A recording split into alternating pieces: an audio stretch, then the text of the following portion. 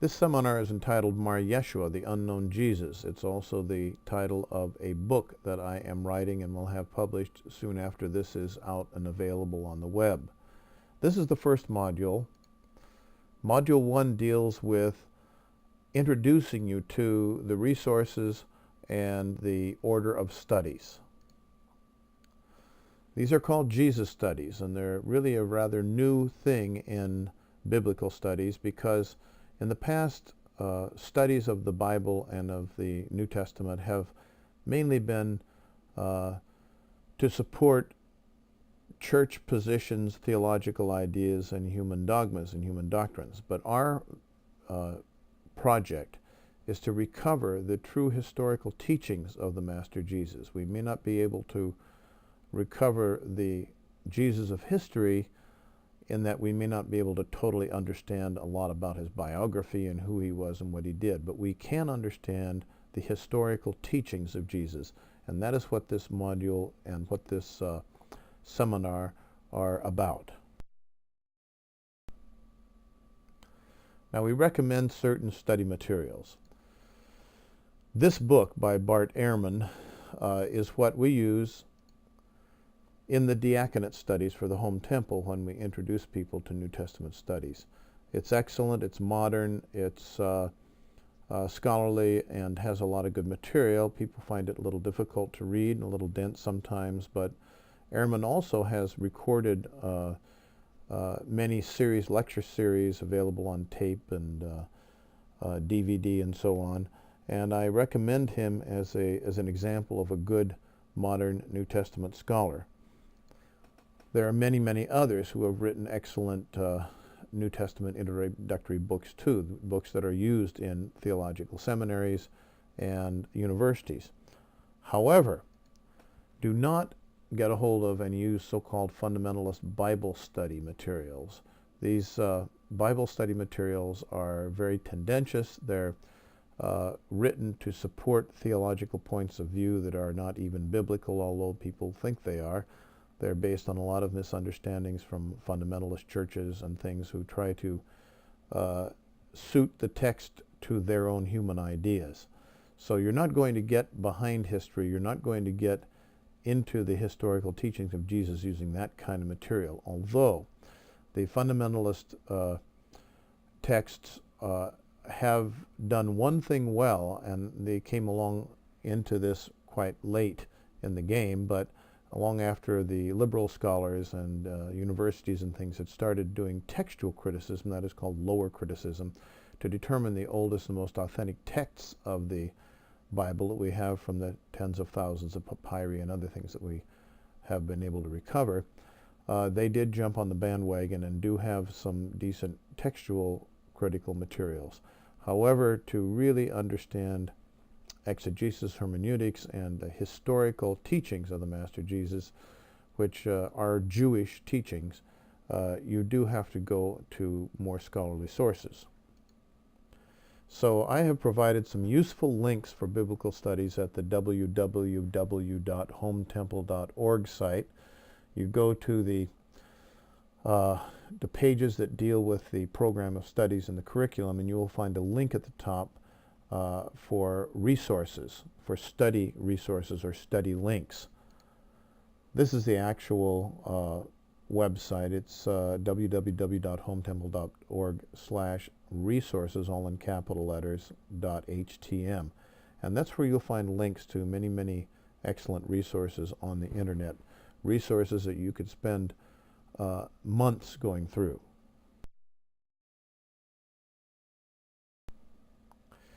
Now, the order of studies that we're going to proceed through in this seminar looks something like this. We're going to talk about some of the problems encountered in trying to do Jesus studies. We want to get to the Jesus of history, the historical Jesus, not Jesus the legend, not Jesus the theological creation, but the real Jesus and what he was teaching. That's our goal. And it's very difficult to do that because nobody was back there with a tape recorder, and what we have are second, third generation materials, and we have to understand how those got to us and what oral tradition was and how it worked to understand how they were transmitted, and then we have to understand how they were changed. In the development of Gentile Christianity, because Christianity, remember, was originally Jewish, there were a lot of issues that came up. And those issues became things that were spun into the Gospels and the epistles. There's a lot of spin, a lot of editorializing. We call it redaction. We're going to have to learn how to deal with all that sort of thing. And then we have just the resistance of fundamentalist and Catholic and Orthodox theology to really understanding what Jesus taught, because their issue is to teach about Jesus as the Christ and their doctrines and their dogmas, and it is not to really understand the teachings of Jesus to his disciples to understand what it might be for modern people. So the solution to these problems is to recover the historical teachings of Jesus, Mar Yeshua, in their actual context, their historical context, the context of his thought world. And we have a methodology for doing that, and you're going to learn the methodology, and you're going to be able to apply it. We're going to study the background and the context, the thought world of Jesus, the history that preceded, and the literature that was used by Jesus and the early Christians that is not part of the Old Testament or the New Testament, although it is referred to and even named in passages quoted from it in the New Testament. You're going to learn how we recover authentic logia of Jesus. These logia are the authentic sayings that were remembered and passed down generation to generation before they were written. The word logia is a Greek word, and it's a Greek word because the only writings we have are in Greek, which is not the language spoken by Jesus. And so we call these sayings or proverbs logia. And we're going to analyze the life and teachings of Jesus in the context of their Jewish mystical background. And there is much to learn about this and many things that we'll find out.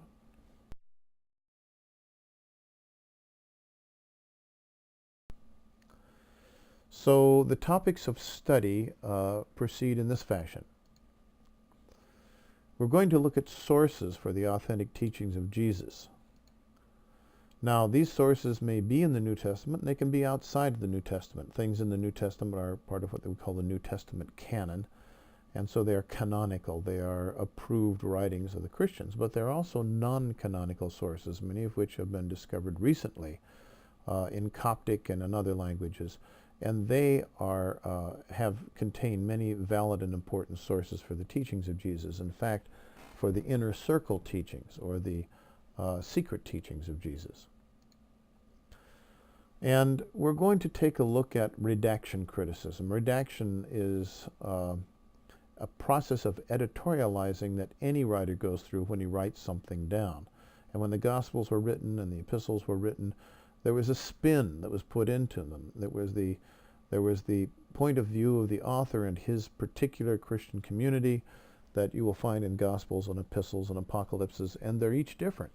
Each of the Gospels is spun a different way. They each proclaim a different apostle as the great apostle of Jesus, because they are brought up in that apostolic tradition. And there are all kinds of other bits of spin that we have to learn in order to understand something in a commercial or that's reported on a news channel or something like that. You have to understand who these people are, what their biases are, and you have to be able to kind of see around that before you can get a little better glimmer of what's real.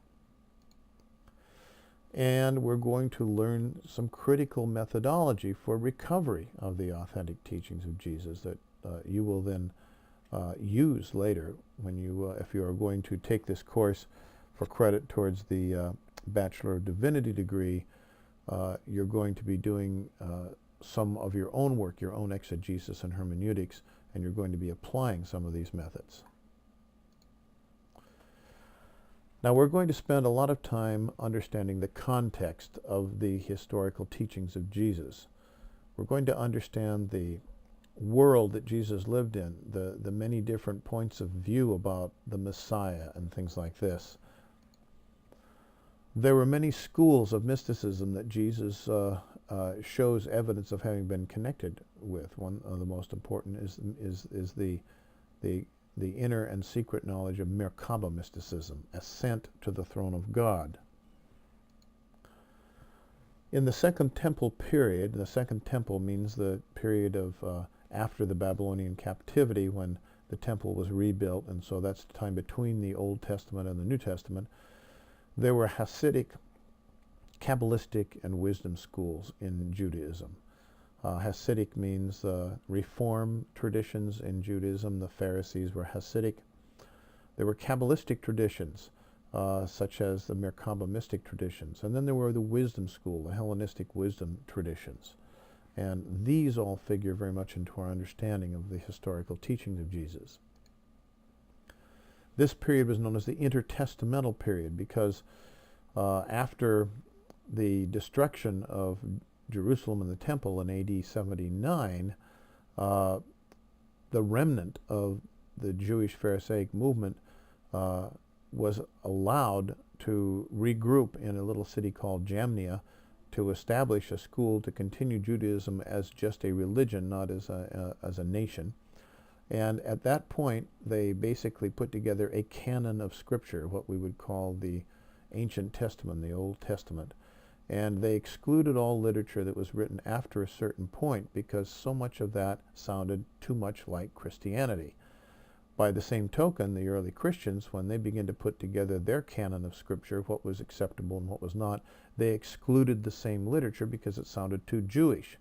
In other words, the bridge between Judaism and Christianity was erased as much as possible by both those religions. And yet, all that literature contains the great clue to understanding the historical teachings of Jesus, because his teachings were embedded in the concepts and ideas and theologies and messianic ideologies of this literature. This literature is called the intertestamental literature. We're going to learn about it and study it. It's also known as the Apocrypha and Pseudepigrapha of the Old Testament. It's inspired scripture written between, say, the 3rd and 1st centuries before the Christian era. Then we're going to practice methods of recovering the authentic teachings of Jesus. We're going to get behind the writings of the early Gentile churches, which are what we call the New Testament writings in Greek. And we're going to use both the New Testament sources and other sources, other non-canonical sources. We're going to study key words and concepts and vocabulary of Mar Yeshua. Those of you that have been through the program in Home Temple have a book called Keizer the Master. This contains well over 100 different studies of Aramaic words and terms and mystical concepts used by Jesus. We're going to look at a small portion of the most important ones of these, but you are it's strongly recommended that you download the book Keizer the Master from this site if you do not have it, if you've not gone through the program, and read that entire book because it will give you a lot more information. And then we're going to embark upon the critical work of exegesis, which means to critically interpret the literature and the teachings of Jesus, to understand them in their context. We want to get the big picture. We call that project hermeneutics, or critical hermeneutics. We're going to try to understand the actual theology of Jesus and the metaphysics and the concepts that lay behind his teachings, and we're going to apply them then to understanding the teachings. And then we're going to learn how to apply those teachings for our own forms of discipleship. And from all this, we'll get some clues into what probable events occurred in the life of Jesus, what the biography of Jesus might be like. I have written a novel called Yeshua, the Unknown Jesus, and it's not yet published at this time, but it will be available probably in the fall of 2005, and there will probably be an online downloadable copy as well. And that is my fictional account of a probable kind of life of Jesus that shows what his influences were, how he developed, etc., taken from the clues that exist in our study of the historical Jesus. And then we're going to focus at the end on the Kima, what the Gentile Christians call the resurrection of Mar Yeshua. What was that? What does it mean? And an important part of that is Shroud of Turin studies, because the Shroud of Turin seems to be authentically the burial shroud of Jesus, inscribed with his image and his likeness, and that is a very important study that could go on as long as just this one entire seminar would go.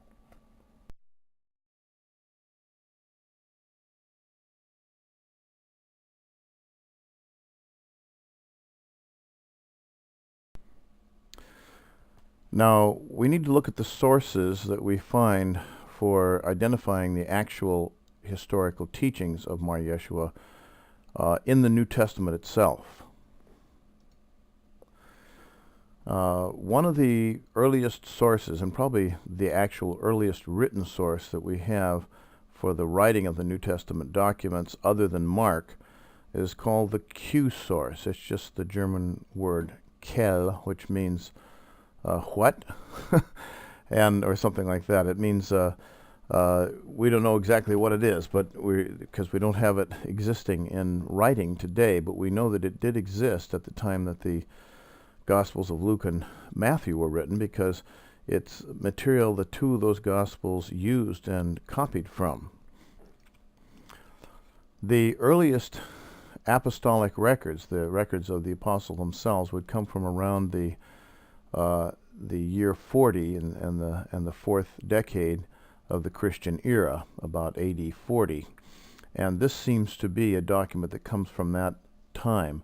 It's earlier than the Gospel of Mark, and it was not known by the writer of the Gospel of Mark. The writer of the Gospel of Mark was an apostle of Peter, and got a lot of his information through that source. Now, the sayings that we find in the Gospel of Thomas seem to be contemporary with this document, so that even though the Gospel of Thomas, which is written in Coptic, and we only have an extant version from about the 3rd century or 2nd or 3rd century of the Christian era, seems to preserve sayings of Jesus, logia. They're not. There's some short parables, but they're mostly just sayings of Jesus from this very same period. And a lot of people consider the Q source and the sayings from the Gospel of Thomas properly understood. They have to be kind of sanitized in order to use them, to be two of the earliest things that we have.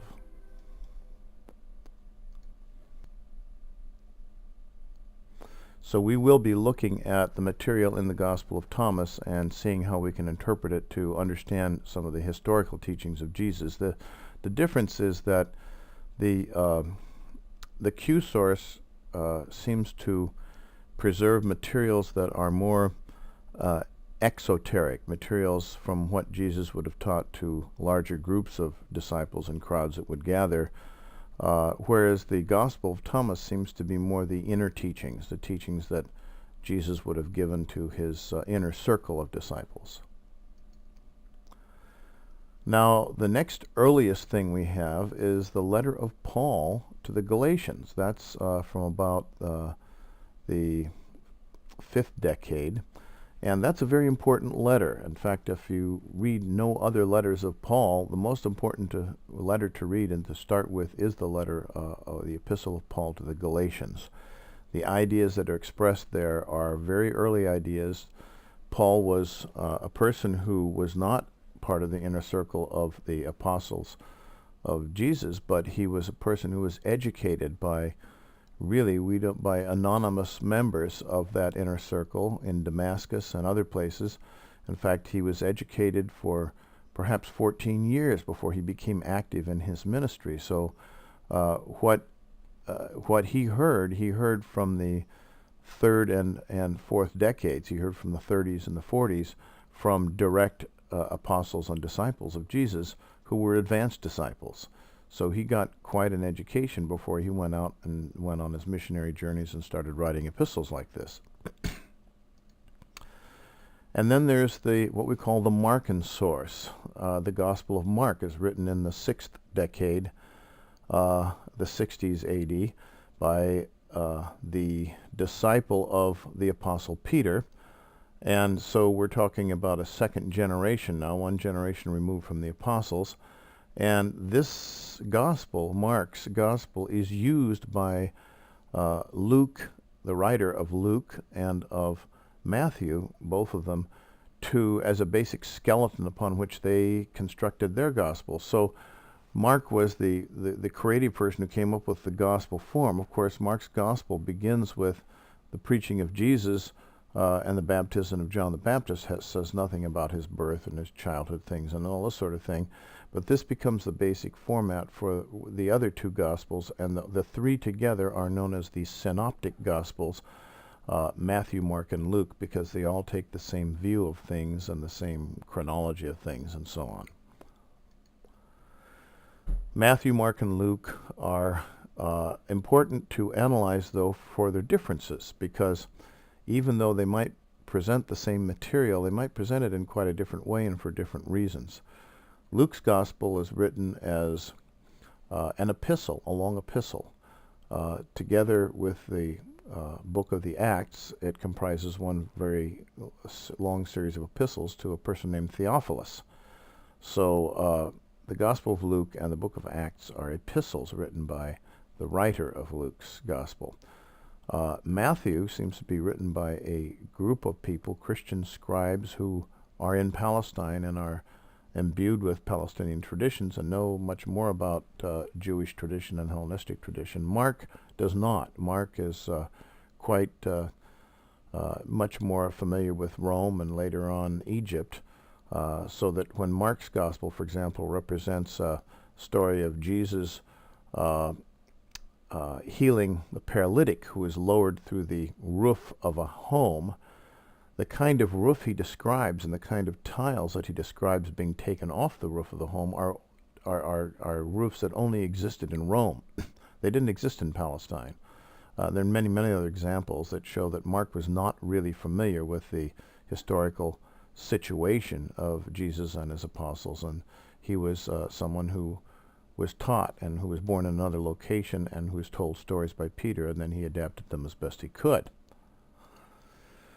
The Lucan source then comes from the later decades, the 70s and the 80s, and Luke's gospel is written at that time dependent upon the Markan source and upon the Q source, and plus some other special material we call Luke's special material. The Matthean Gospel of Matthew is written in about the same period of time, using the Gospel of Mark and the Q source and special material that Matthew had himself, the Matthean material. And then the Gospel of John is written even later, actually probably put together after the end of the 1st century. You might recall that the Apostle John was just a young boy when all the other people were men, and he was special directions were given for him to be taken care of. He must have been some kind of an orphan. Mary Magdalene was asked to act as his mother. Son, behold thy mother, mother, behold thy son, he says from the cross, according to one of the legends. John's gospel does not contain anything really historical of the historical teachings of Jesus. It's not based on Markan material, or Q material, or any of the material the other Gospels have. It's set in the ministry of Jesus is represented as a one-year ministry that actually goes along with the church year or the Jewish year, the Jewish festivals and the early Christian festivals.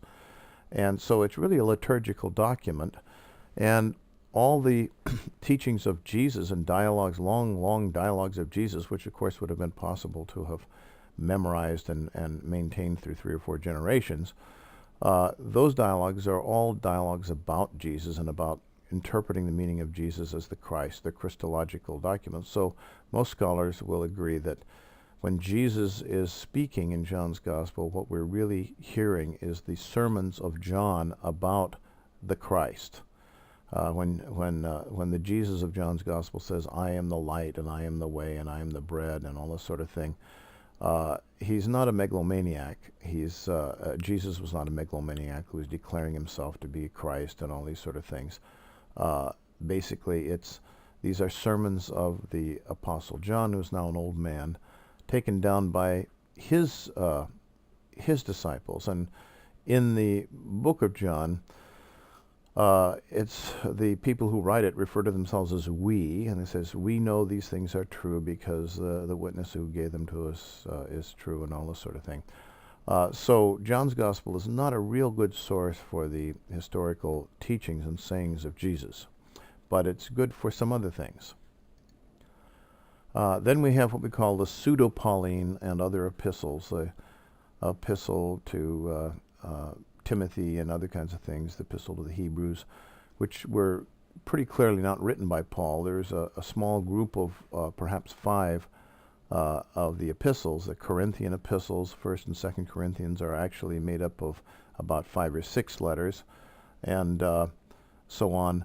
But some of the later ones are written by disciples of Paul, and it was conventional in those days for the disciple of a guru or of a teacher to speak and write in the name of that teacher.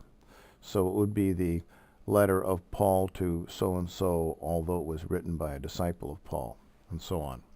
And we know that he had disciples. He had so much trouble with his eyes that at the end of one of his epistles, he says, "Look with what a large hand I have signed my signature." He couldn't even write them. He could just validate that that one was what he had dictated, and so on. So the Pauline epistles, there are authentic ones, and then there are ones that are written much later, and these are about contemporary with the Gospel of John, written by maybe a 3rd or 4th generation people.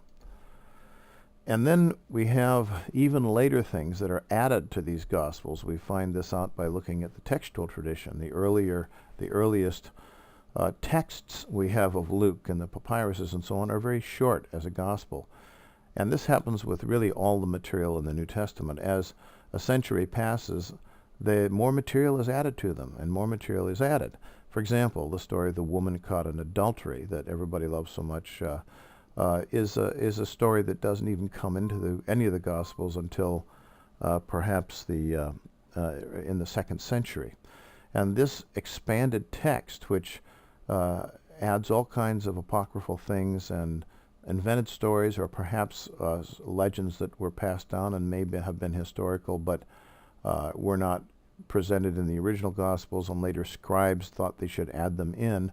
They form what we call the Byzantine, or the Western text of the New Testament, which develops in the 2nd century, which is greatly expanded from the original versions of them, and the historicity of the material that goes into it is quite dubious, although some of it can be historical. So that's what we have as sources for the historical teachings of Mar Yeshua in the New Testament.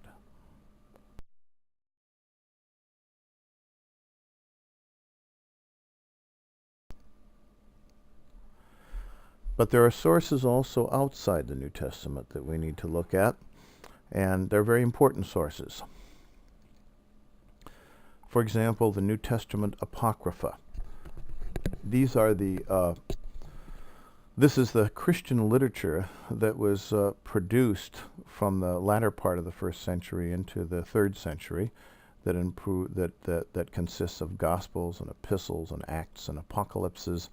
Many of them are quite tendentious. They're built around a certain point of view, either a highly ascetic point of view, which was not Jesus' point of view. Jesus was not an ascetic, and or built around a Valentinian Gnostic point of view, or different things like this. But still, one can subtract out the spin that is put into these epistles and Acts and Apocalypses, and sometimes recover some important materials. The Nag Hammadi Coptic Library consists of Coptic transcripts of what were very often earlier documents that had been composed in Greek. the entire New Testament was composed and written in Greek. It didn't start out as being Aramaic, the language of Jesus. So already it's a step away from the teachings of Jesus because it's in Greek. Well, now this has been taken another step into Coptic, which is in a Greek-like alphabet. And it was produced by monastic Christians in Egypt, anywhere from perhaps AD 50 to about 300. The Gospel of Thomas is preserves one of the oldest segments of these materials. And we don't have all of them all complete, but they comprise things like the Gospel of Philip, which is very important for the Magdalenic traditions and many other kinds of things. The language of Coptic is Egyptian language in Greek-like characters, but very often it is a transcription of Greek into Egyptian. There are also polemical writings that were written by Jewish adversaries of the early Christians and the early Jewish Christians that give us sometimes a really interesting look at some of the early history. There are Roman historians who tell us some things, not about Jesus, although a Jewish historian like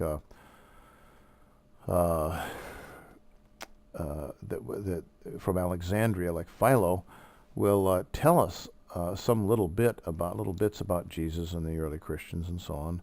The Roman historians, again, are adversaries, and they usually write about the early Christians, who they call the Christians. They don't know very much about them, as a sect of the Jews who caused trouble. And then we have in Islamic scripture, which is produced 6, 7 centuries later, we do have the traditions that were held in those communities about early Christianity, who Jesus was, etc. In fact, in Islam, Jesus is reverenced as the greatest of the Jewish prophets next to Muhammad. And many stories are told about Jesus and his mother and his birth and all kinds of things.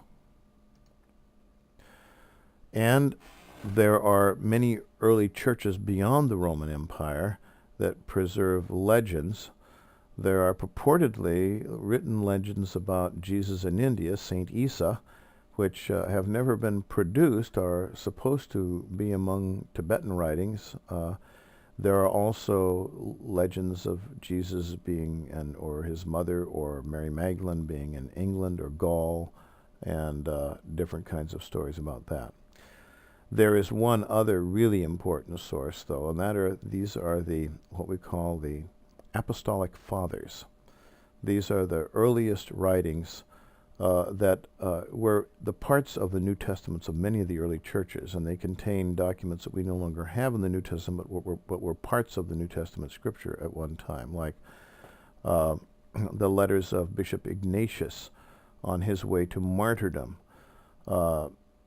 in the late part of the 1st century. We have the Shepherd of Hermas, which is a very important thing. The teaching of the 12 apostles, known as the Didache, and many other early documents that are subsumed under what we call the early apostolic fathers, and after them the sub-apostolic fathers.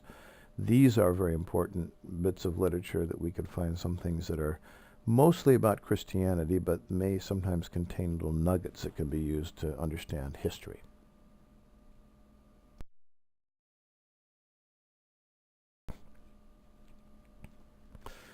Now, the Dead Sea Scrolls from the Qumran community are really a scriptorium. They're a library. They are probably not just the documents of one sect. They are probably a collection of documents produced over several centuries by different protesting Jewish sects that made communities in the desert. We have the remains of these communities. You're looking at the remains of Qumran. These are the foundations. All the buildings have been broken down. There were many different kinds of sectaries. There were different kinds of Essenes who were ascetic, and Essenes who were married and had families. and they had different kinds of rules, and we learn more and more about them by reading the literature from Qumran. And very often these communities made their way by manufacturing and selling exotic perfumes. This is a little jar that contained perhaps alabaster for burials or something, and they traded with people and manufactured things on their premises to support the community. The scrolls themselves were hidden during a time of attack by the Roman legions in jars that would look like this, and they were written on leather type documents that were sewn together, or other kinds of documents, and they were preserved quite well because it's so dry out in that climate. But many of them have been stolen or broken apart or taken away by tomb robbers or curio collectors. And the documents themselves are not in real good shape, but they're in good enough shape for us to read. And so scholars have spent decades with toothpicks and tweezers putting these things together in order to recover them and to translate them. And we can tell many things by a document, not only by radiocarbon dating the document, which will give us the oldest and youngest time it could have been produced, probably a range of 50 or 150 years or something, but also, and the ink itself, but also the style of writing tells us what period of time a document was written in, because every 25 or 50 years the writing styles of scribes slightly changed, and we can identify when something was written by looking at the stylistic differences or the stylistic characteristics. The Dead Sea Scrolls were produced at some time about 1.5 centuries to a century before the time of Jesus. This is based on radiocarbon dating and based also upon the scribal styles and some other evidence from the ruins. There are people who will try to maintain that they were written at the time of Jesus, and they're describing Jesus and John the Baptist and things like this. And this is incorrect. This is not true. But there are scholars who a small group of scholars who will try to maintain that. But they just don't have the evidence. They can take the information from the Dead Sea Scrolls and find ways that it might apply. The teacher of righteousness, or someone they may call John the Baptist, the evil teacher, the bad teacher, the wine bibber and the glutton may be Jesus, and different things like that. But most scholars don't accept that because it makes so much more sense from the historical period that it actually dates from, and talks about the controversies that were going on in the priesthood about 100 years before this.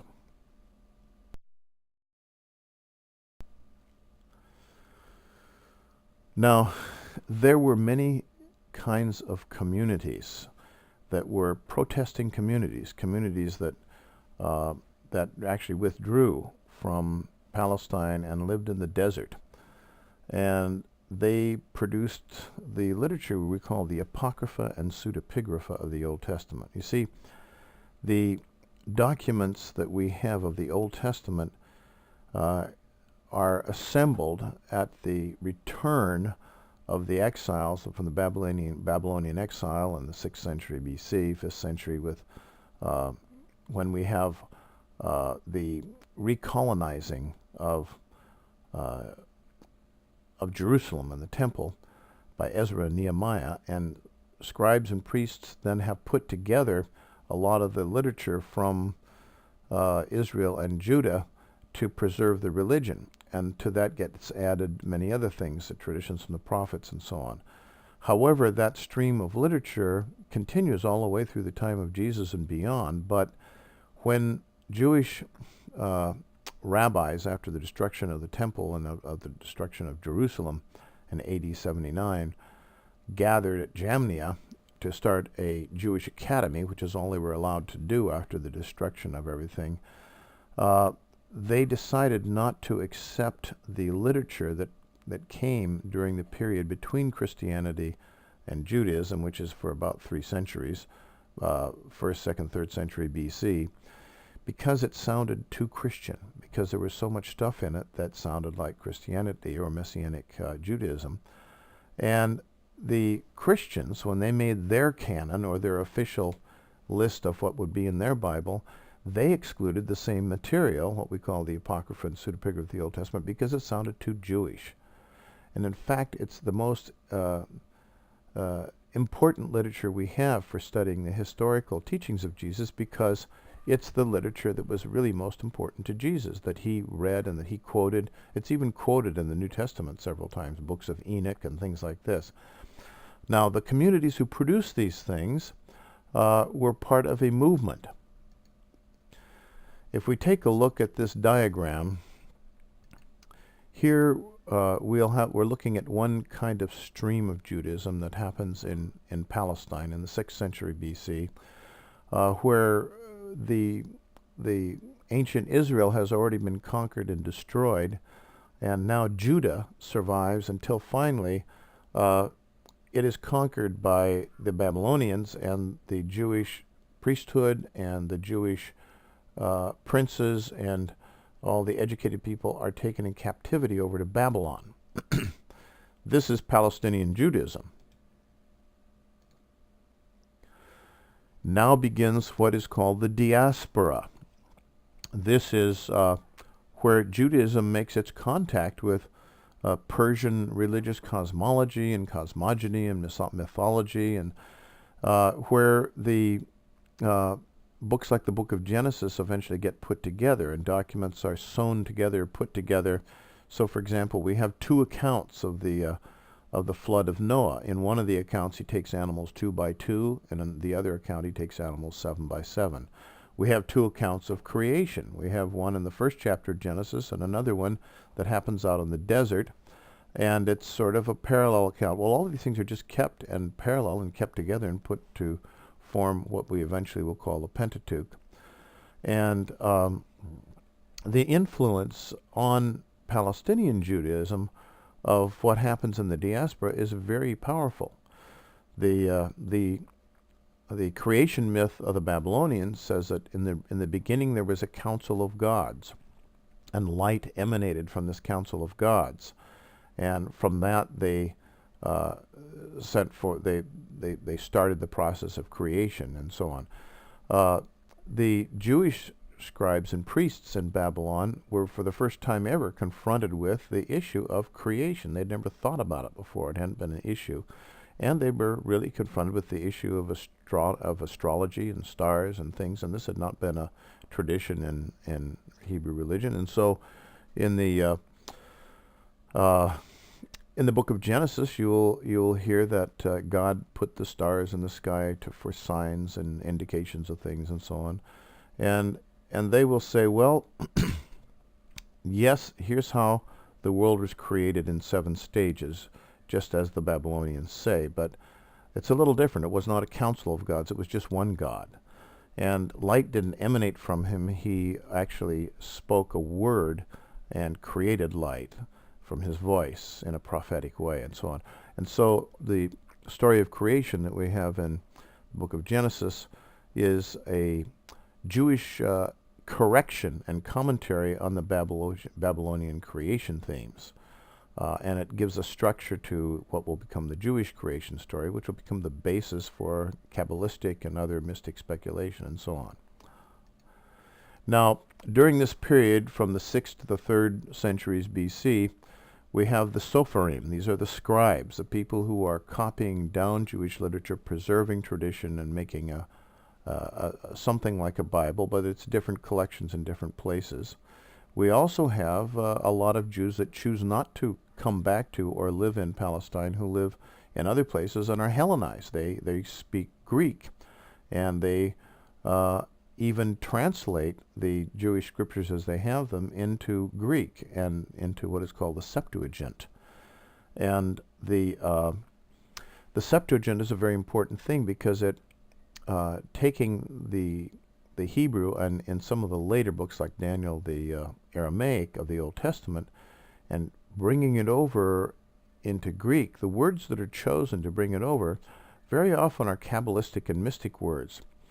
A wisdom tradition and other kinds of mystic traditions develop not only inside Palestine but outside Palestine, and they're a little different. So in Galilee and Samaria, we have a very different kind of Judaism developing than we have in Judea. And in the case of Jesus, he was very influenced by Galilean type of rabbis who were mystics, and in a very different way. A Galilean rabbi would be someone who effected miraculous cures and who had mystic communication with God. He would not be someone who sat down studying every jot and tittle of the Hebrew scriptures. It's a very different kind of tradition.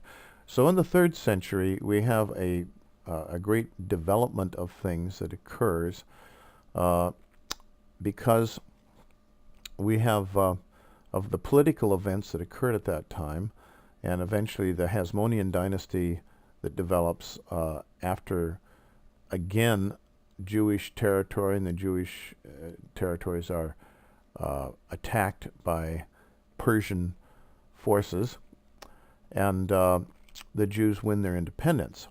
Now we have 3 kinds of sects. We have the Sadducees that come from the idea of Zadok, who is the high priest, and who are in charge of the temple and the priesthood, and the Hasidim, who are the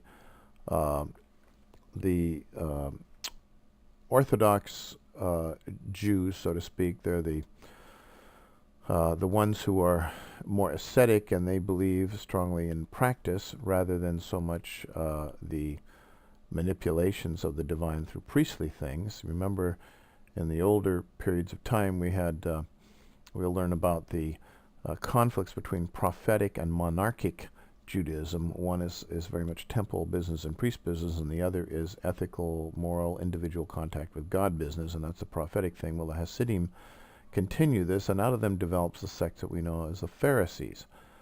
And as we move along this period, we find that the tradition of the prophets and is preserved in those who don't cut their beards, take vows of the Nazarite, and so we have now people who are in strong disagreement about the political rulership of Israel and the control of the temple, whether the temple should have a solar or a lunar calendar, whether it should be Hellenized or not, and all this sort of thing, whether compromises should be made with the Gentile world around them, etc. The Sadducees made many compromises. In fact, by Jesus' time, those who had been circumcised as Jews actually had their foreskins grafted and grown back on their penises so they could go out into the gymnasium and do naked exercises, not be even identified as Jews. There was this sort of Jewish self-hate thing going on back then as well, especially among the wealthy. So we have liberals and conservatives, and then we have people that break away, and because they do not agree with and do not want to be part of the temple establishment, what I will call the temple establishment. Those who politically control the city of Jerusalem, which later will come through the Sanhedrin, but who have control of the temple. And those who will object to this will become, many kinds of groups will develop, the Nazarites, the Zadokites, different kinds of Essenes, and so on. And through this tradition, that is kind of a prophetic tradition, these people will form communities actually out in the desert, like the Qumran community, and there are many other communities that we know of, the Damascus community and other kinds of things, who developed their own literature, had their own forms of mysticism, and did not participate in the animal sacrifice of the temple. You see, from the very beginning in the diaspora, when the temple was destroyed, people had to find another way of relating to God, so to speak. And what was developed as people moved back to the Judean area, but not in Jerusalem, where it was the synagogue movement, where people with Jewish communities of the diaspora would gather, and they would come together, and there was no animal. They wouldn't come together and sacrifice animals or anything. They'd come together and read scripture and talk about the words of the prophets and things like this. And there got to be a sense that there was a whole Judaism that could exist without a temple and without sacrifice. When the Septuagint was finally read and constructed and read, at that point, animal sacrifice is somewhat minimized in the way that it's presented in the Septuagint. And by the time we get to the period of the development of the Sadducees and the Pharisees and other groups like this, we have another kind of Judaism that is developed through the synagogues.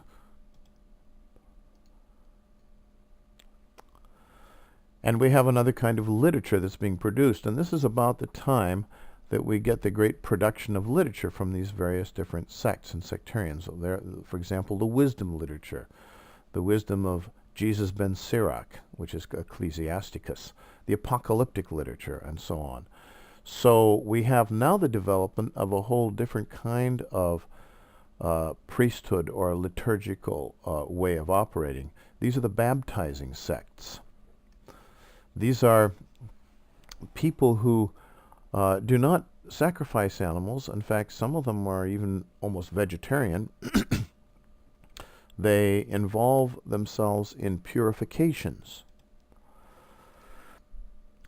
The purification, which was known as a mikvah, was done in a special tub or place that held water. The water had to be living water. That means either it came from the sky and was held in a cistern, or it flowed either from a spring or a river. It could not be stagnant water. And this was called the practice of lustration. Later on it would be in Christianity baptizing. John the Baptist was performing a special mikvah. The mikvah was done to purify people after childbirth or before some very important spiritual task or something like that. Also, the implementation of the table as the place of where the sacrifice was celebrated. So therefore, bread and wine, or fish meals and wine and things like that became sacred meals, or meals of communion or communication, or looking forward to the Messianic banquet and whatever. And there was sacramentalism outside of the temple that became part of these different groups. And these groups existed not only in the Judean desert, but also in Egypt and other places, the Therapeutai, for example. At this time, women were not considered to be the spiritual equals of men. If you look at the bottom of the chart, you will see a sect known as the Dosithians. They were the followers of Dosithius. And this is about contemporary with Jesus. We're told that he had 29 and a half disciples. The half a disciple was the woman, because she had half a soul. It was considered that men had complete souls that came from the Father, and women had half souls that came from the mother or the feminine. The feminine was corruptible, the masculine was incorruptible. And so women were not considered to be able to really be disciples, or to really be, certainly not to be teachers and things like this. And this is in Judaism and many other religions as well.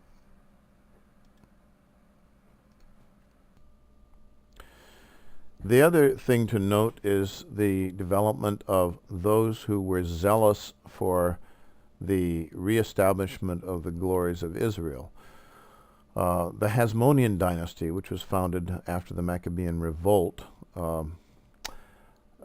became increasingly authoritarian and increasingly imitative of the other Hellenistic kingdoms around. And many people were very unhappy with this. In fact, in the 6th decade BC, the 60s BC or 50s BC, a delegation actually went of Jewish leaders to Rome, to Augustus Caesar, to ask him to take over their country, because they felt that it was out of control, with that the monarchs and the Jewish system were out of control. what did happen is the Romans did take over that territory in that area and install their own puppet rulers, etc. And that resulted in an extreme rise of Maccabean-like Jewish patriotism that resulted in what are sometimes known as the Zealots, which are the militant Jews who will resort to assassination and want to have holy war against the Romans to cleanse the land. Some of the literature from Qumran talks about the great war of the children of light and the children of darkness, and how the Messiah will lead them, and Messiah ben David will lead them, and so on. Now, all of this literature develops around wisdom themes, around ascent to the heaven themes, which are the Merkaba mystic themes that we'll be talking about much about later, and about many other kinds of themes. This literature, which we now know today as the Apocrypha and Pseudepigrapha of the Old Testament, is excluded from the canons of Christianity and from the canons of Judaism. It's a whole hiatus from about the 3rd to 1st centuries BC, and that literature is a gold mine for understanding what Jesus is talking about and what his terms mean, his technical language means, etc. So we'll be looking at that language. And the area that most of this comes out of is this great hotbed of Jewish creative activity and mystic experience through the baptizing sects that includes the Qumran community and the Hemero-Baptists and all the others, the Gorothians, etc., and the Zealots, and the whole influence of Galilean Judaism, which is a mix of all these things. Now, Jesus does not teach or believe in a lot of the same things that we find in the Qumran library, for example, or any of the others. He's distinctly different from all these, but he draws from language and traditions that reach back in and through many of these.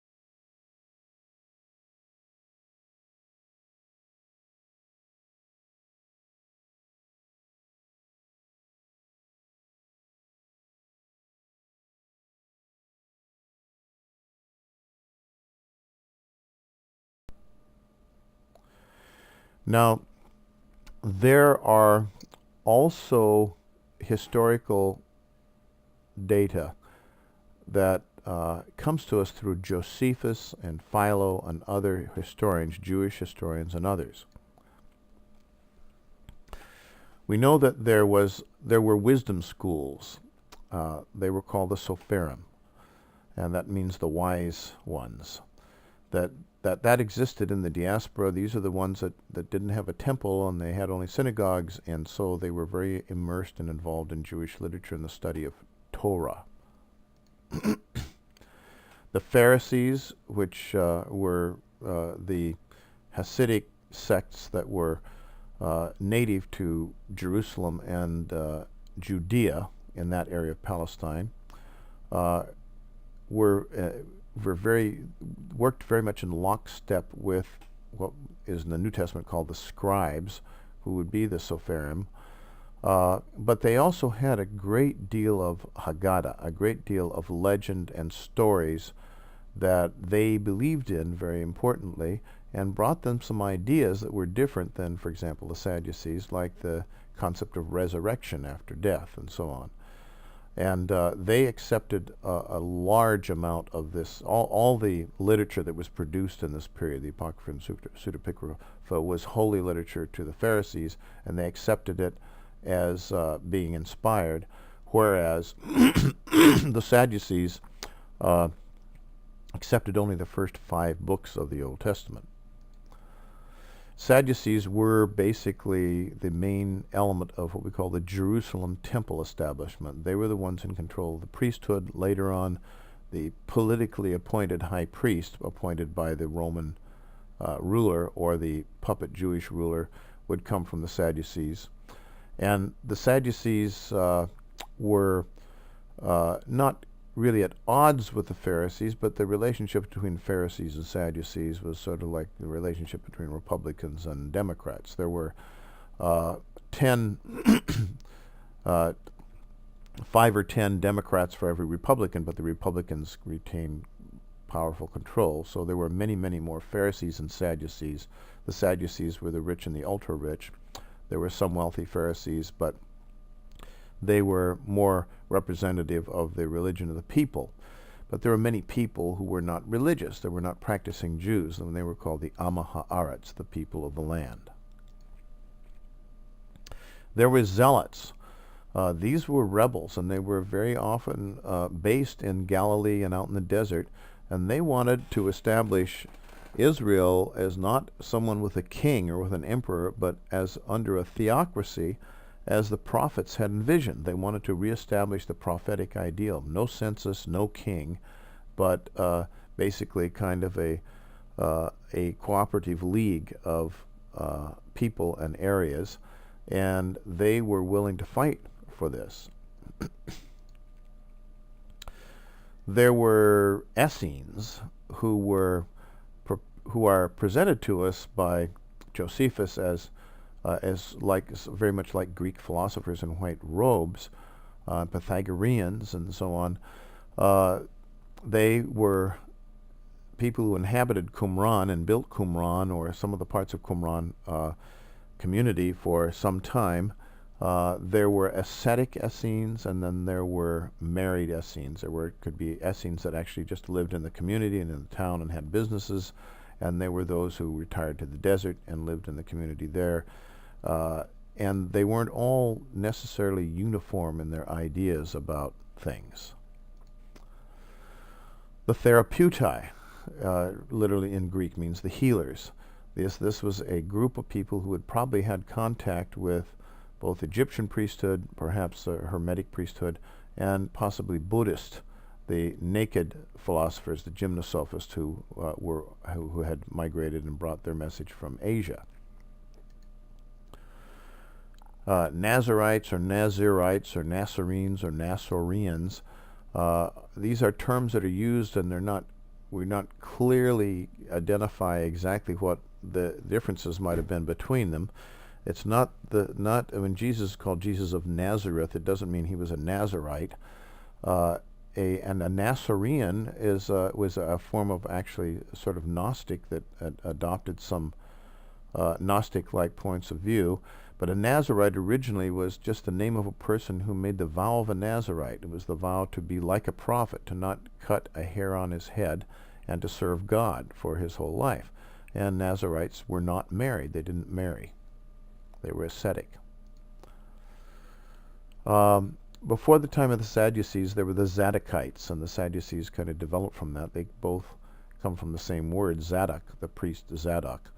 There was a controversy about the change of priesthood and the priesthood lineage, which originally came from Aaron. There was the Aaronic priesthood, and that was changed over to the priesthood of Zadok, and that's a long kind of story, and that was part of one of the political hassles in Jerusalem. And the Zadokites were, of course, of the reformer priest Zadok, who was connected with the temple at one time. The Hemerobaptists were another sect that we find from this period of time, and we don't know an awful lot about them. All we know is that they baptized. They used mikvah as purification. There were Gorathians, Maspotheans, the Dosithians, which were followers of a Jewish gnosis. The followers of John the Baptist still exist today. Followers of John the Baptist eventually developed into a religion known as Mandaism, the Mandeans, and they considered John the Baptist to be the Messiah. And that's why John the Baptist is so important in the New Testament, because Jesus is kind of competing with John the Baptist for being the Messiah in the general public view of things. John the Baptist is beheaded. He's a suffering Messiah. And so in the stories about Jesus that are later written, it's shown that John the Baptist approves him as the Messiah, and it's also shown that Jesus represents him as having been the forerunner to the Messiah. That is who would come, the reincarnation of one of the great prophets of the early period, Elijah. And that's a statement that's made in some of the Gospels and so on. But in fact, we know that Jesus was active at the same time that John the Baptist was active. And we know that in the followers of John the Baptist and the development of the Mandeans, who exist till today, there's a big community of them in Los Angeles even. But the Mandeans are basically what we would call Gnostic. They support a gnosis and a myth of how the creation of the world was given, and how there was a bad God and a good God and things like this. So there was a Jewish gnosis that was developing that became the basis for a lot of what later was known as Gnosticism, although it was quite different than what we think of. Lots and lots and lots more. So there was quite a lot to consider from this period.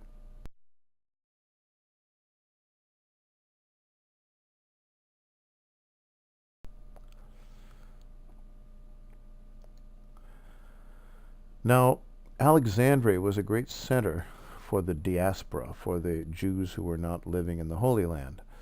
And it was in Alexandria that the Septuagint, the translation of the Hebrew Scriptures, was made. It was actually the first 5 books of what we think of as the Old Testament, the Ancient Testament. Traditionally, it was translated by 72 sages, all working separately, and since they all came up with exactly the same translation, it was a great miracle, and the word Septuagint, which means 70, was applied to the translation. And we know it as the LXX, which means 70, or Septuagint, the product of 70, although it was traditionally 72 sages, which is a Kabbalistic number. Basically, it gives us Jewish Greek equivalents for biblical Hebrew and Aramaic words and idioms. It's very helpful and useful for us to actually decide what in Greek is like what in Hebrew, so that when we go into the New Testament and we see Greek words, we can have a pretty good idea what the Hebrew and Aramaic words are that underlie those words. In other words, we can get a pretty good idea of what the words were that were spoken by Jesus.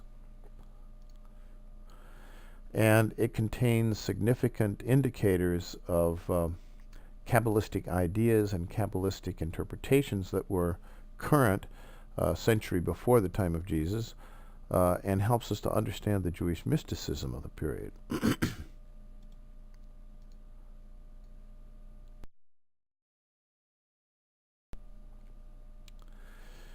Now, this whole creative movement doesn't stop with the beginning of the first century or with Jesus. We have Jewish and Gentile Gnostic and Messianic communities extending through the whole period of the early churches. Here's a kind of a chart I have made. I'm calling it heterodox Judaism, which means there's no orthodoxy, there's all kinds of different views of Judaism. And this was in a paper I wrote about the sect of John the Baptist. If you look at the red lines, that shows sort of where John the Baptist sect seemed to have its relationships, with some relationships to Qumran and some to the Galilean milieu, etc.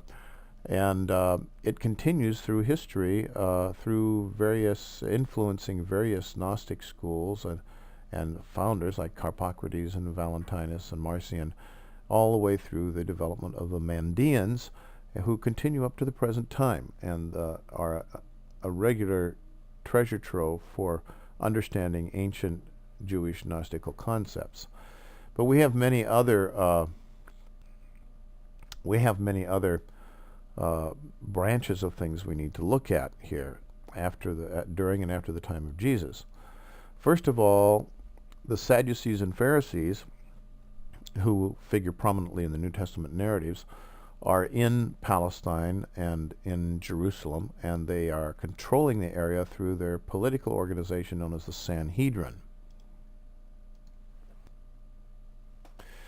Now, a very important and decisive thing occurs, something that, by the way, was predicted by Jesus, and because of his apocalyptic predictions of this event, many of the early Jewish Christians fled Jerusalem before the disaster struck, and they survived outside.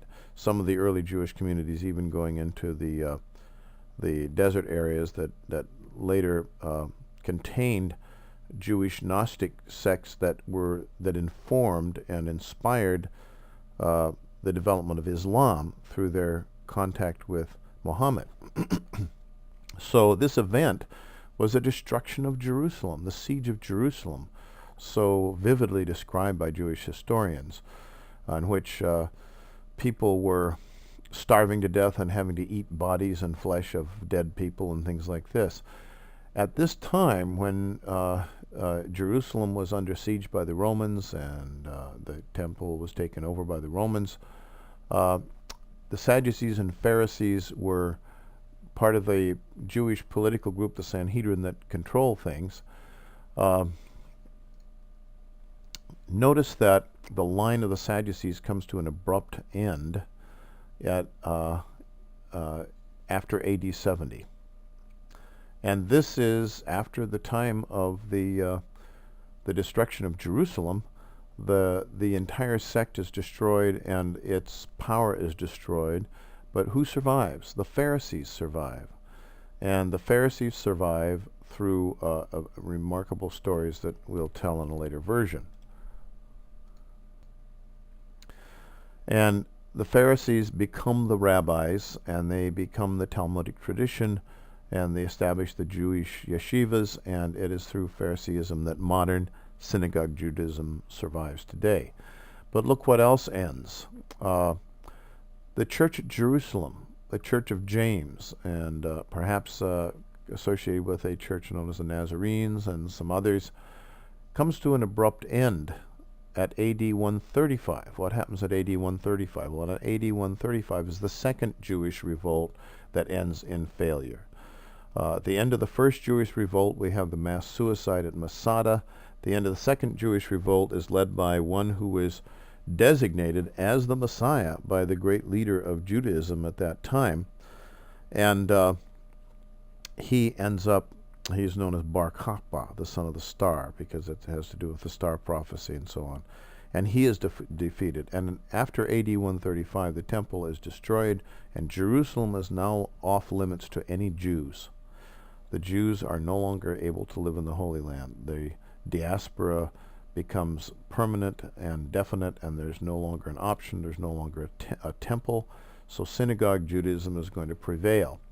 And notice that also at this same point of time, AD 135, the Zealot movement comes to an abrupt end, because it's what ends with that revolt. So now what survives? What's going to survive is the basis for synagogue Judaism and a whole lot of other sects that are the basis for the various forms of Christianity that are going to evolve in the second and third centuries.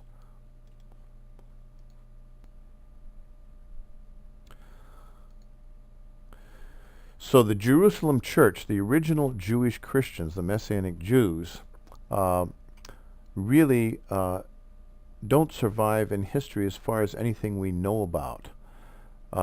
And so it becomes Gentile Christianity, not Jewish Christianity, that will represent Jesus, even though Jesus was a Jew and the religion was a Jewish movement.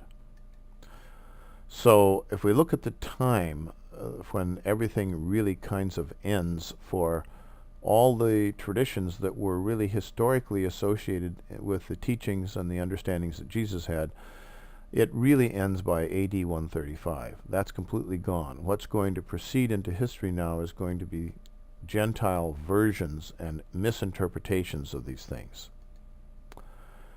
Here we have a large number of baptizing sects that has developed out of the Jewish baptizing sects. We have the Goratheans and the Masbotheans and the Hemero-Baptists. They all seem to disappear sometime in the first half of the first century. We know that the Essenes and the Qumran community disappears about the time of the first Jewish revolt. And we know that the Dosithians actually survive almost to the 10th century, and the Therapeutai continue for some time, and we know that the sect of the Baptists continues. And we also know that from some of the milieu in Samaria and Galilee, we have various kinds of sects that have developed. And then we have the names of many different individual Gnostic teachers: Menander, Saturninus, Basilides, who is actually a great Neo-Pythagorean, Neo-Platonic type of teacher in Alexandria. Notice a lot of these are clustered around the area of Alexandria. Alexandria becomes a very important Christian center for the understanding of Christianity in a Kabbalistic and mystical way, almost as a mystery school. We also know that later in this period that the youngest of the apostles, John, seems to go to Ephesus in Asia Minor and establish a community there that does not evolve into the Byzantine church that rules the empire established by Constantine, but rather continues as a sort of counter-tradition known as the Johannites that seems to survive until perhaps the time of the Knights Templar, who are actually brought into that tradition and carried on their apostolic lineages. And it's out of the Johannites that probably a lot of the impetus came that developed the Desert Fathers and the Desert Monks of Egypt and so on. And then we see a lot of little names like the Nicolaitans and the Sethians and so on. They have little arrows that go and stop. These are individual charismatic teachers that established Gnostic schools, and then the Gnostic schools kind of came to an end. But the schools of Valentinus and Marcion and some of the others continue in traditions, and there's in fact a Valentinian tradition that goes well into the medieval period. So a very important tradition for us to understand is that of John the Baptist and the Mandeans, which represent the early Jewish gnosis, which is different than the Gnostic traditions of the Gentiles. The early Jewish gnosis develops out of Jewish Kabbalistic and wisdom ideas and is very much present in many of the teachings of Jesus. So a study of Mandean literature and history and myth and so on can be very helpful in getting an idea of some of the thought and mystical ideas that Jesus may have been influenced by and may have transformed into other ideas. This is the area of what we might call heterodox Christianity. There's no such thing as the early church, except as the early Jewish church in Jerusalem, which came to a historic end. But these are the early churches, the early Christian churches, and they include what today we will lines that proceed into what we call Christian Orthodoxy, or what we call the Proto-Orthodox. For example, the Antiochene Church, this church established probably by Peter, and the Damascus Church by Paul. These extend into history in Greece and Italy and places like that. Ignatius was a well-beloved Christian martyr bishop, and his tradition continues, but an awful lot of these traditions are going on and influencing each other, and there are various charismatic leaders that are spirit-inspired. Why? Because the earliest forms of Christianity were involved with a great deal of mysticism, which involved the Ruach HaKodesh, the Holy Spirit, and inspiration and guidance by the Ruach HaKodesh. And obviously that could be very easily abused. So Paul is told where to do and what to expect by prophets of the early church who are inspired by the Holy Spirit. And that, of course, becomes a big inspiration fest all over the place. And pretty soon you have charismatic people who are talking to God and the Holy Spirit and telling people what to do. So we get a whole lot of literature that comes out of that, and we get a whole lot of what we call the Gnostic movements.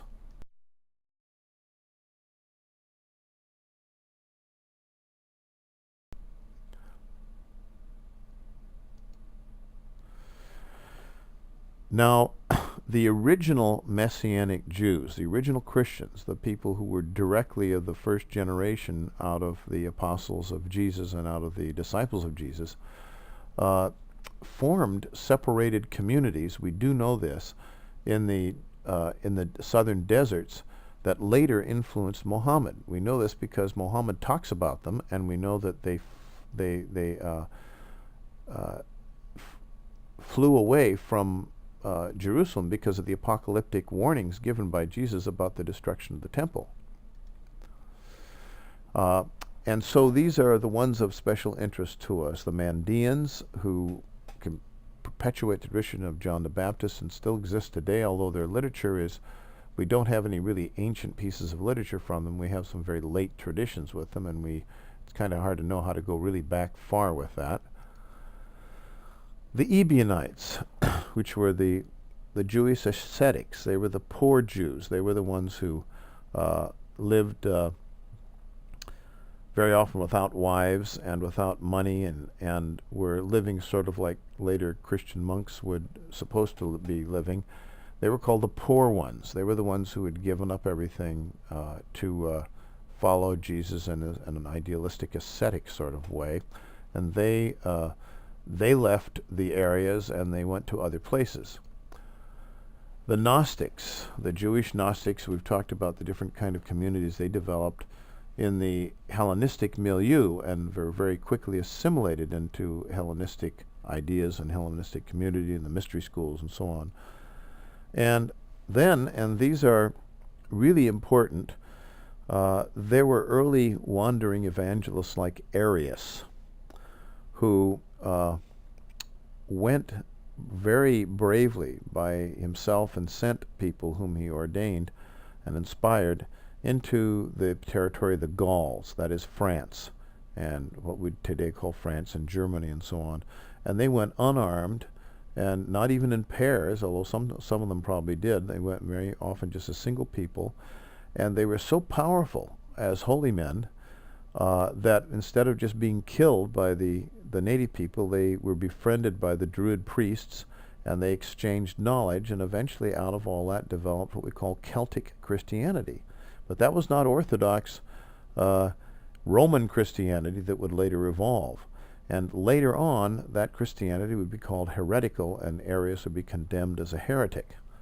There were Monophysites in Egypt, great teachers like Nestorius, who taught that the human nature and the divine nature were one nature, and that Jesus had one nature, and all human beings have that nature, sort of like the Buddha nature, which would be very close to the Gnostic teachings or the gnosis of Jesus. However, in the Roman Catholic tradition, they believed in the diphysite tradition. Jesus had a human nature and a divine nature. All we have are just human natures. And so only through Jesus can we be saved, and Jesus is the one who adopts us and makes us live forever and so on. And so in the Roman tradition, even in their blessing, the Roman Catholic tradition, they hold up 2 fingers of blessing to indicate this important philosophical difference with Nestorius. And Nestorius and his followers held up just 1 finger in their blessing. So the fingers represent the natures of Christ, the dual nature of Christ according to the Roman Catholics, the single nature of Christ in humanity according to the Monophysites. Many of these people were forced out of the area, and they migrated to India, where they were very successful. They were the Nestorians, and they established communities. Indeed, although many scholars doubted this, it may be true that the Apostle Thomas went to India, because we find the gravesite of the Apostle Thomas inscribed in a form of alphabet and language that stopped being used after the 1st century. So Thomas himself may have preceded the Nestorians into India. But there were many other Christian groups and things that were later defined as heretics and heresies when we got into the time of Constantine and the development of Nicene Christianity in the 4th century.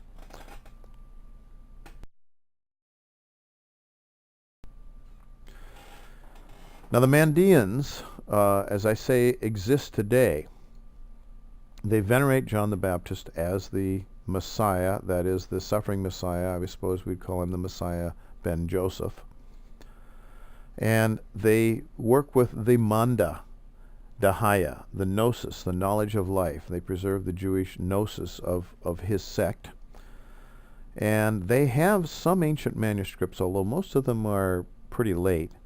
But they also have community traditions of ancient Jewish mysticism. They were persecuted in Iran and in Iraq. They were the Iranian and Iraqi Christians, or like the Christians, so they were the Mandeans. And currently, at the time that I make this this program in the year 2000, beginning of the year 2005, many of them are still currently stranded in Yemen and Jordan, trying to emigrate out into the United States. And there is a community of them in Los Angeles.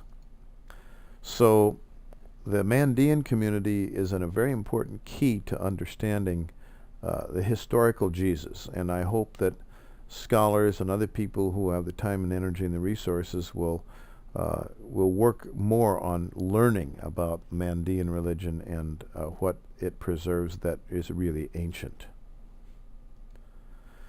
There are some wonderful manuscripts that have been upgraded century after century. These manuscripts decay after a few generations, so they have to constantly be rewritten and retranscribed.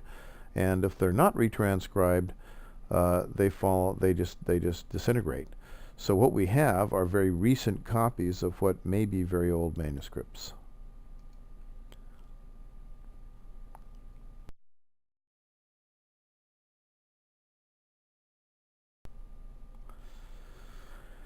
Then there are Jewish and Hellenistic forms of gnosis that become known as, more traditionally, what's known as Gnostic Christianity.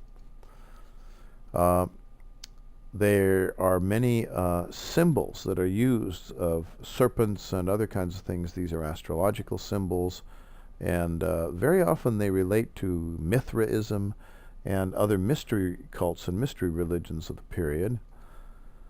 And we have some Gnostic gemstones and things that this is the representation of Yao, and Yao is in fact a powerful word that is used in harmonic intoning, and in magic we find it inscribed in the Greek and Demotic magical papyri, etc. And the early Christian Gnostics did use magical and astrological and other means. The Gospel of Thomas, which is called a Gnostic Gospel, is not really of quite this same tradition. It doesn't have a Valentinian background. It doesn't have anything that indicates much of a background in astrology or magic, but it does have a deep Kabbalistic background in the mysteries of human transformation from the human to the divine and the perfecting of the human soul. And much of the content of the Gospel of Thomas is very, very early and goes back probably to the inner and secret teachings of the Master Jesus to his innermost disciples. So this is a gospel that we're going to be using as a source. Some parts of it we're going to learn how to use this gospel.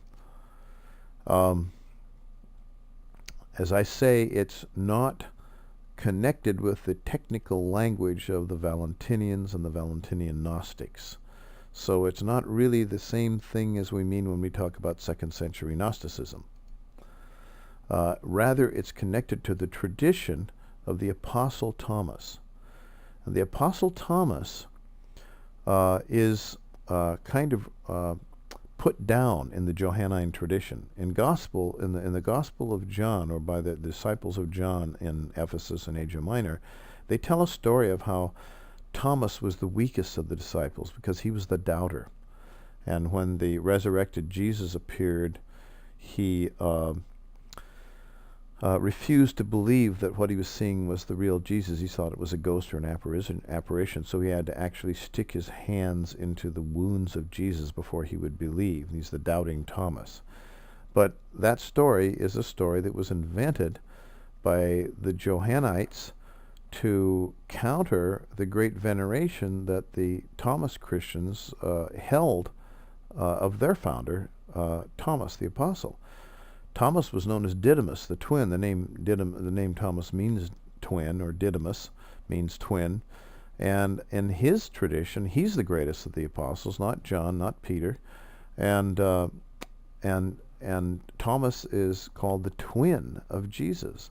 And in the Gospel of Thomas, he is the greatest of the apostles who has drunk directly from the mouth of the Master, and so on. So the Coptic library we have is mostly Gnostic materials that were buried in a library at Kanabaskian near the Nile River. It's called Nag Hammadi.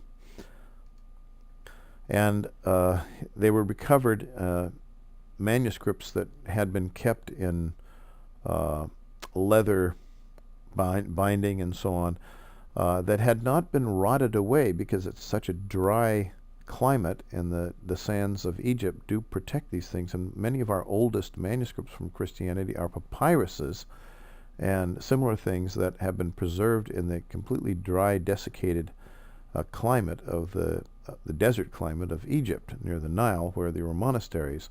Here there was clearly a Christian group, and what happened in the 3rd and 4th century was the ascension of the what we today call the proto-Orthodox Christians, who considered all the other forms of Christianity to be wrong and to be heretical. They were the ones in Alexandria who literally executed Hypatia, who was the great leader of the Neo-Pythagorean community at the Library of Alexandria. They didn't just execute her, they tore her limb from limb. Christian fundamentalists going in to kill the Satan-inspired evil devils of paganism, and probably were the forces behind the actual burning and destruction of the entire Library of Alexandria, which contained all kinds of works of antiquity that we would love to have had today.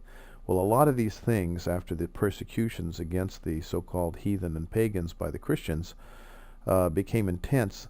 They moved out in communities up the Nile River, and finally to Akhmim, which is very far up the Nile River, where the Pythagorean and other traditions were maintained, to be discovered finally by the Islamic invasions many centuries later, and recovered at that point. And that's where most of our literature, Aristotle and Plato and all this stuff, was recovered and found by the Arabs, and later it was copied and kept on, and it was finally sold in the Renaissance to Europeans, and that's where the Renaissance came from. It was the discovery of the old Greek manuscripts that had been preserved by the heretics that had run up to Akhmim, and then later taken over by the Arab scholars and maintained, because they venerated what the Greeks had done instead of considering it to be the work of the devil. Well, up the river there are some monasteries, and one was a monastery at Kanabaskian, and was a monastery of devoted Christians, but the Christians were not the proto-Orthodox type. We can call them Gnostics, but they probably wouldn't be a proper description of who they were and what they were. They were mystics. They were Kabbalistic Christians, and probably Monophysites. And they preserved the literature that had been parts of many of the early Christian Bibles of many of the early Christian churches before it was censored and gone through, and all these things were thrown out and said to be heretical. And that gave us the Nag Hammadi Coptic Gnostic Library. The manuscripts look like this. This is Coptic.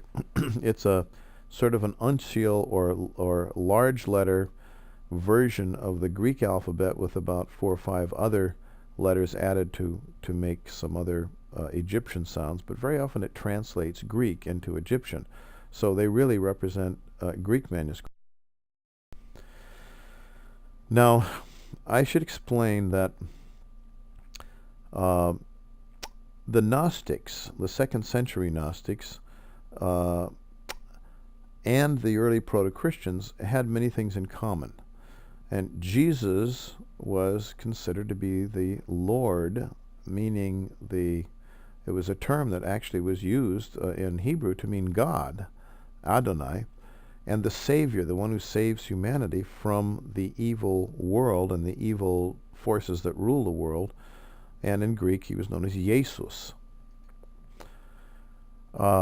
So a lot of the early Gentile Gnostics, who were based in Valentinian Marcionic Gnosticism, claimed to preserve the true apostolic gnosis, the true apostolic inner teachings.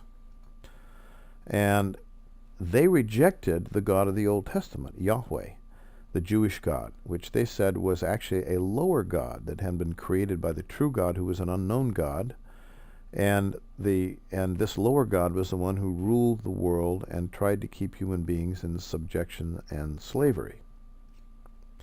And Jesus, or Jesus, was the divine Savior who descended into the world from heaven and ascended back to heaven, bringing human beings up with him. Now, this form of religion is usually ascetic, even though very often Gnostics are portrayed by heresiologists as people who have wild sex and things like that. That's not true. They were very often very ascetic. In fact, the earliest impulses for asceticism that eventually became characteristic of the Orthodox and Catholic churches evolved in Gnosticism. And so it was good not to marry, good not to have children, because you were continuing the bondage of human beings in this world, this evil world. And so Jesus was the divine Savior who led us out of this evil world. And so sexual and dietary asceticism were very important things. An early death was good. And the world, the flesh, and the devil were all evil things that were such as they were. These were then the spiritual precursors of Roman Catholic and Greek Orthodox diphysitism, the two natures, the divine and the human nature, and asceticism that we find characteristic of these churches today. But this appeared first among the Gnostics.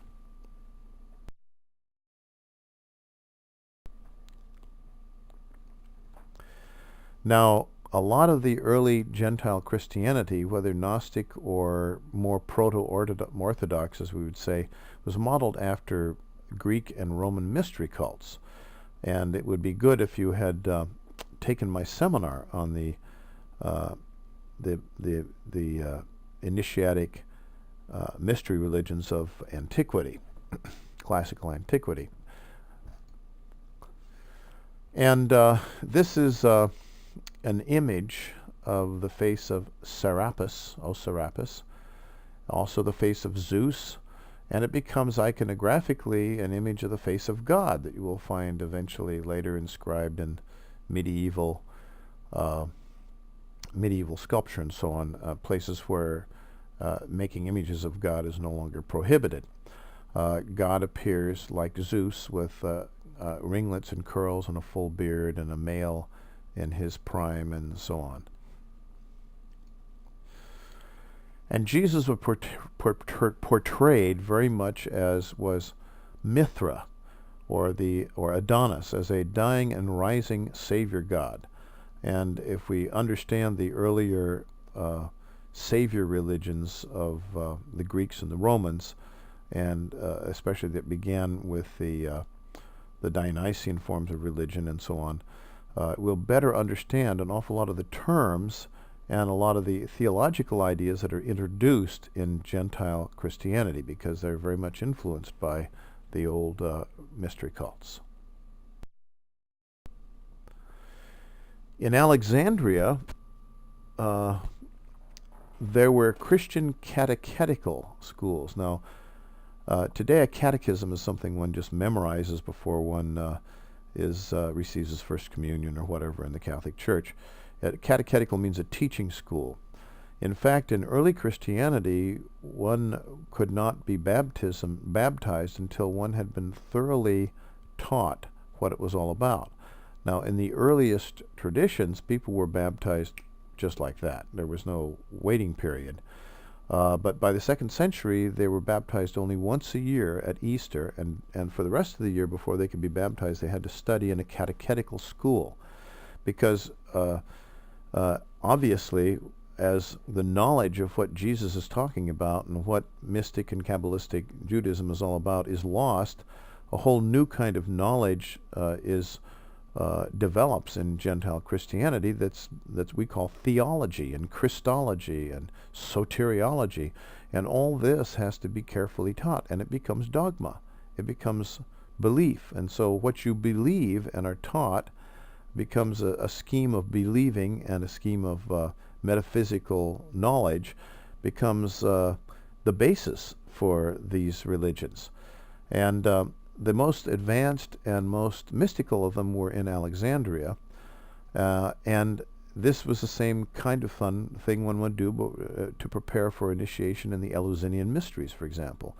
And in Alexandria there were great teachers who preserved teachings that supposedly came from Jesus and were probably permutations of apostolic inner circle teachings, such as we find in the Gospel of Thomas. The great teachers, the first great generation of teachers were Basilides and Isidore. And their knowledge came traditionally through Mark, who was not a Palestinian Jew, but he was the disciple of Peter. And he wrote a secret gospel, and that we will talk about later in other segments, that of which we have just a little bit preserved.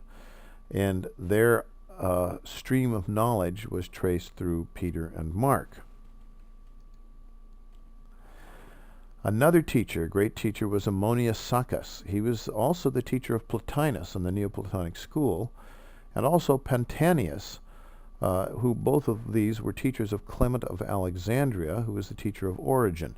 Now, Clement of Alexandria is considered to be one of the great Orthodox teachers of Christianity, and we go back to him. He's the one who defines what apostolic succession is and what the rules of passing it on are, and so on. His student Origen was even more famous, and his writings are even more sublime, and he was a catechetical school teacher. He was, however, condemned later as a heretic by the Nicene school of thought at the time of the development of Christianity as a state religion in the great ecumenical councils. Valentinus was a student of Ammonius Saccas. Valentinus established what we call the Valentinian Gnosis, the Valentinian theory of Gnostic eons and so on, which is basic to a lot of the Gnostic material that we know. One has to ask, well, where did all this stuff come on? There was so many eons, and the eon of Sophia did this, and all this kind of stuff, and there's a pleroma of eons. Well, it comes from the same place that Kabbalistic ideas come from in Judaism. It comes from the same place that we get the ideas of the 10 Sephirot and the emanation of Godhead. Because in Jewish mysticism, in Jewish Kabbalistic mysticism, which was the school that Jesus was associated with, and that school of thought, God did not create the world as Plato has him do. The world is separate from God, and God molds and creates it as a potter would a pot. But rather, God emanates himself. The whole world is God. It's made of emanations of God in different degrees.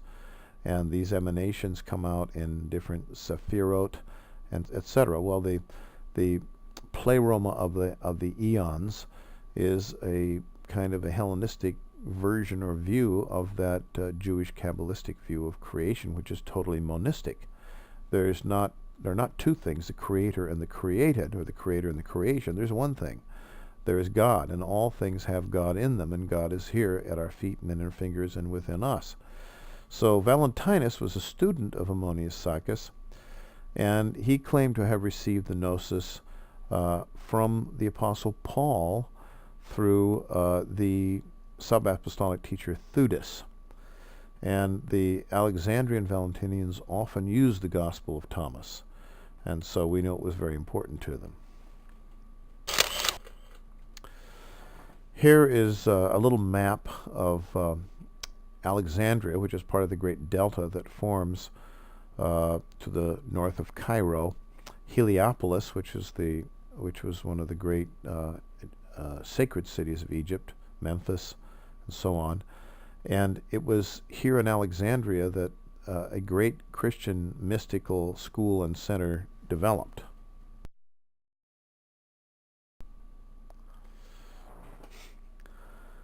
Now, in the Gentile proto-Orthodox schools of Christianity, which really controlled the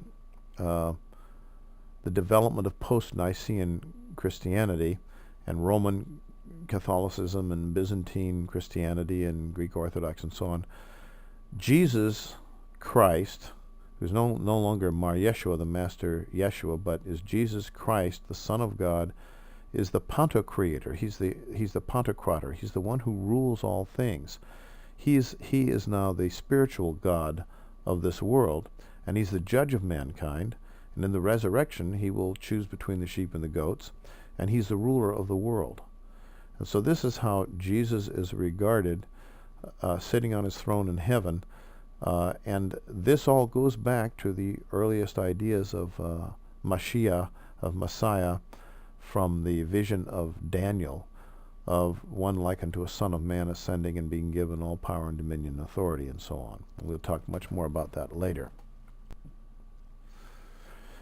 Now there's another really important source that we can use.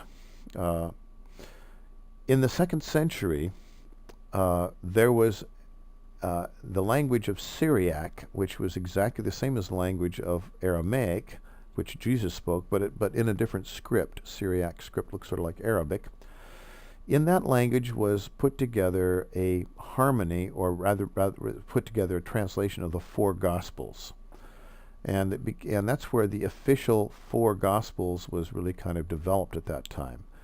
Now, Syria, where this version was written in the 2nd century, was the first area or location to actually go totally Christian because of a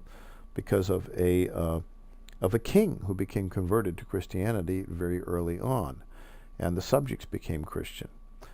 And so it's very interesting that it's here then that the first Aramaic version of the New Testament is written. However, it's not translated from Aramaic. There is no Aramaic New Testament. The New Testament is all written by Gentiles a couple of generations after Jesus in Greek. So they take the Greek and they translate it back into Syriac, which means back into Aramaic. And so the Aramaic Syriac group of Gospels, which we call the Peshitta, is a wonderful source for understanding what the equivalents are between, at the very early time, between the living language of Aramaic and the living language of Greek.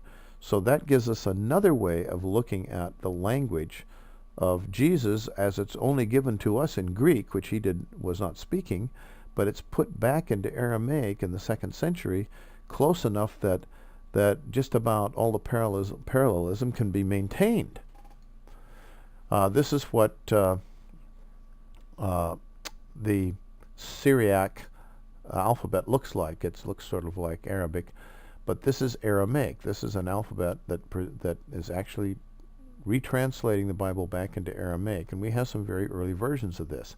And I have made a great use of the Peshitta in understanding what the actual words were spoken by Jesus that we have only preserved in Greek. Now, everybody knew that Jesus spoke Aramaic, and everybody was searching for Aramaic originals of the New Testament, hoping to get behind the Gentile Greek New Testament. And so A great scholarly quest for this went on in the 1930s because we knew that all the early Christian writings came to us in Greek, but were they composed in Greek or were they copied?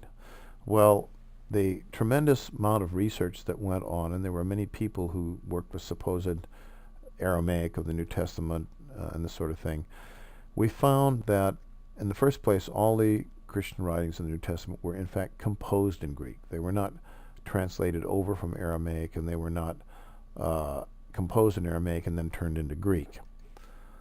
And there are people like Burney and Black who attempted to find the Aramaic originals behind them in the 1930s, and scholars finally were able to determine through a whole lot of analysis of the language in the New Testament and through analysis of all the sources that we had, that these were all documents that were composed in Greek, so we didn't really have any Aramaic originals. The Gospel of Thomas that we have recently recovered, however, is closest to the Aramaic. In fact, it's full of Semitic idioms and Aramaic idioms that we don't find in the Greek of the New Testament, even of the Q source.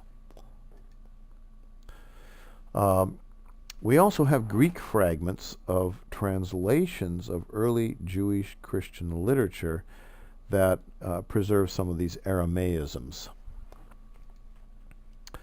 But these are things that are not useful. For example, there is a quasi-scholar named Lamza who translates the Syriac from around 180 AD, or the Christian era, and he claims that it's Aramaic, and he claims it's the original Aramaic of the New Testament. Well, it's a good thing to have. It's a real good book to have, but don't be fooled into thinking that that's the precursor of the New Testament. That was the New Testament translated back into Syriac. And one of the things that's been produced is the so-called Essene Gospel. Well, that happens to be a translation from Ethiopic and other manuscripts, although we're not sure because the guy never tells us where he gets it, and so scholars can't really analyze it, from material that goes back to about the year 700 AD of the Christian era, if it's not a fraud. If it is a fraud, it's just total fraud. So the Essene Gospel is not anything valuable. The Aquarian Gospel, all these other kinds of things. There's all kinds of things that go out in the market that claim to be, the original this, the original that. They're not.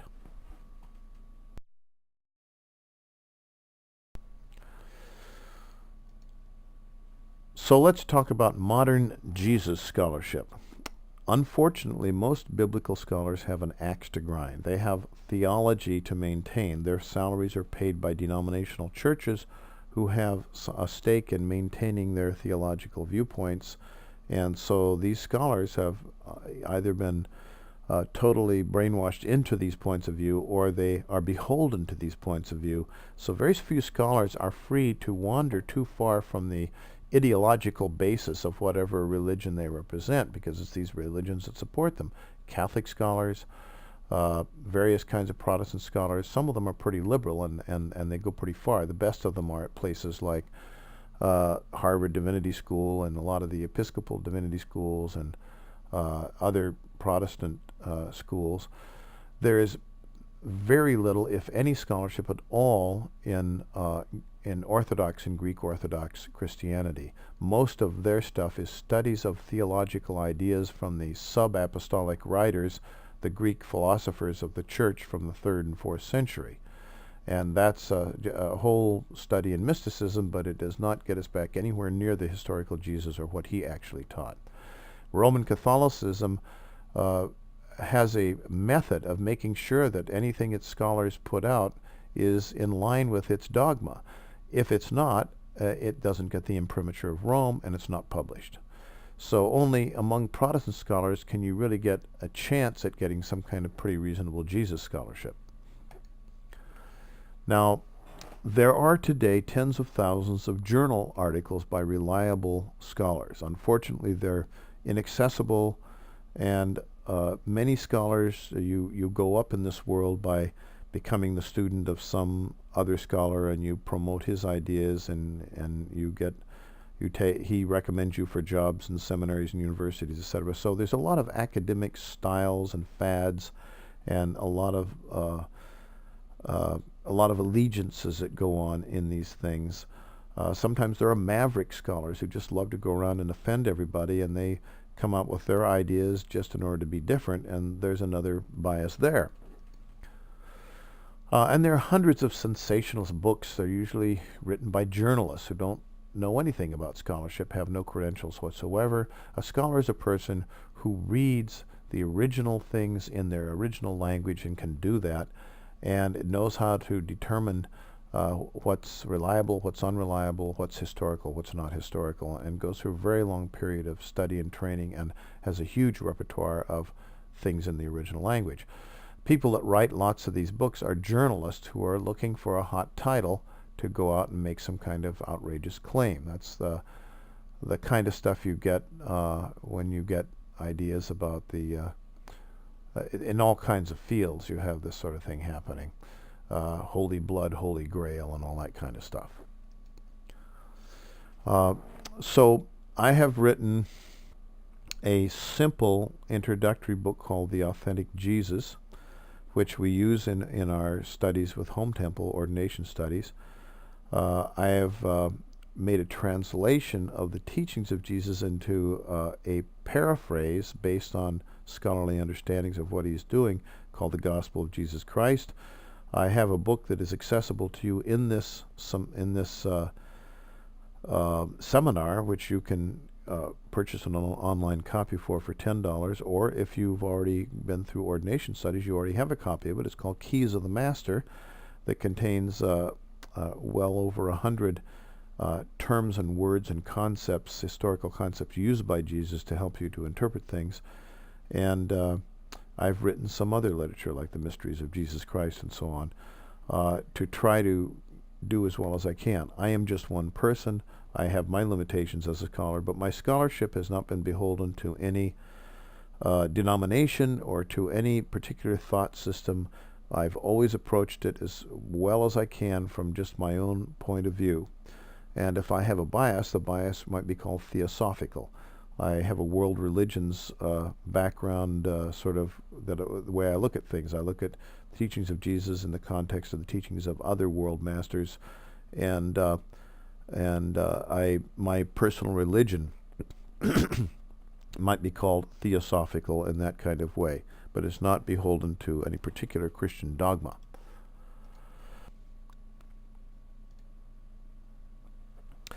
There is one very important scholarly project that was undertaken in the I think it was in the 80s, and it still continues. It's called the Jesus Seminar.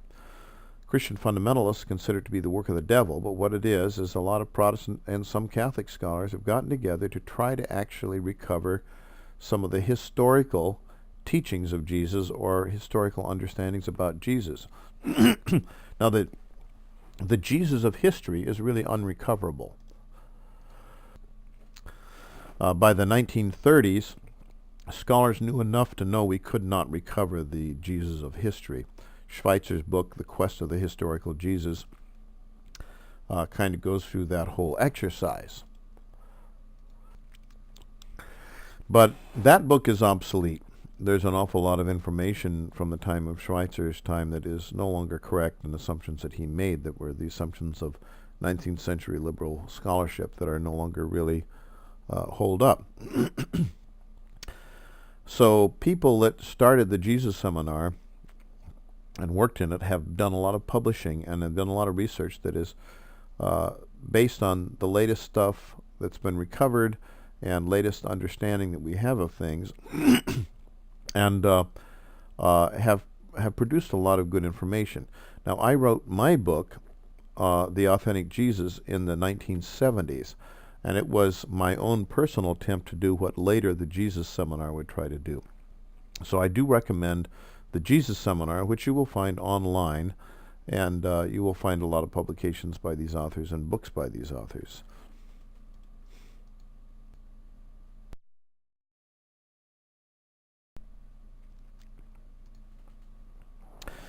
Now, in contemporary biblical scholarship, we have what we call higher and lower literary criticism. we're understanding the Bible as what it is, a piece of literature written by human beings.